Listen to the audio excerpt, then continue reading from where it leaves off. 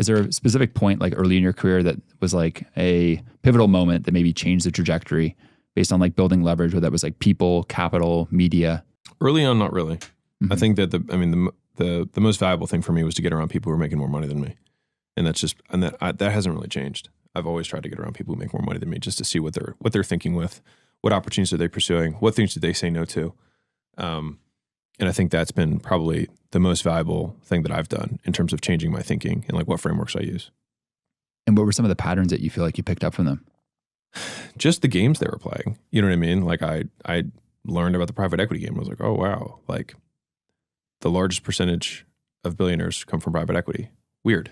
Okay. Noted. On the flip side, real estate has made more millionaires than anyone. But real estate is a far more efficient marketplace overall. And so you don't have like 100Xs, not really, in real estate, but you can do that absolutely, in the business space in a much shorter period of time. But it's definitely a higher risk, higher reward. Like the building's still there. There's still a roof. People might still rent it. But like a business can go to zero. Buildings don't really go to zero. Yeah. And what was that epiphany that you had around the private equity spaase? Like, why is it that so many billionaires from that? I think it's just more observation. So it's more like, okay, is there something that's weird here? Okay, well, let's learn about that. If this is the highest concentration of mega wealthy people, then there's probably some sort of arbitrage to this game. And there's multiple levels of arbitrage within private equity. And when you combine them together, that's when you can create these 100X outcomes. It's like, well, you can buy things for significantly less than they're worth, far more so at a discount than like real estate, for example. And then you can still lever using debt from, third-party financing. And then on top of that, you can have even more leverage by raising money to do it. So it's like somebody who has $1 million can put $1 million in, raise 100 or raise 99 to get to $100 million. And then buy, 5 businesses that are $100 million each because they put 20 million down and then they, okay, let's be realistic. Let's say they buy 3 just for, argument's sake, they put a third down on each of them. So $300 million businesses and they get bank debt for the other, 70 on each of those businesses. It's like, so one guy with $1 million just bought 3 businesses in total for $300 million.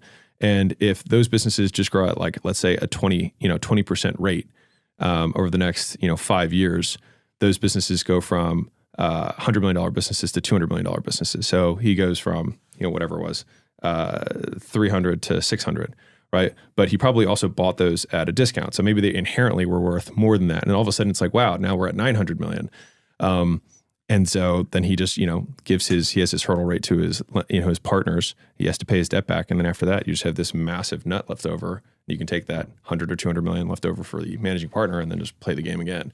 And there's very few ways that you can do something like that within a 5 to 7 year span than anything else with so little capital. Now, people are going to only trust, somebody who might have a level of experience or saying, okay, well, I worked at a private equity fund for 10 years. I did 2 funds and I feel pretty confident I can do it. It's like, okay, well, then you can do it when you're 35 because you start when you're 20 and you get 15 years in or whatever, 2 7-year funds and you start your own. And so, yeah, like I see those types of games and I'm like, that makes sense. Like where's the huge lever opportunities that exist? Like software is obviously a big one. Like how many things can you go from 0 to $1 billion valuation in 3 years? Like you can't do that with a chain of dry cleaning stores. This is not going to happen. Yeah. And so it's just like, okay, well, what are the nature of those things? Well, most products that have 0 cost of replication tend to have more leverage. So like media as an example, or software stuff as an example, even licensing stuff. All of those are 0 cost to replicate. And so they're just more leverage baked into the business model. And you work just as hard to build the restaurant or the dry cleaning business as you do to build the software company. You just need different knowledge. And so I think finding people who have expertise in those things helps you move faster.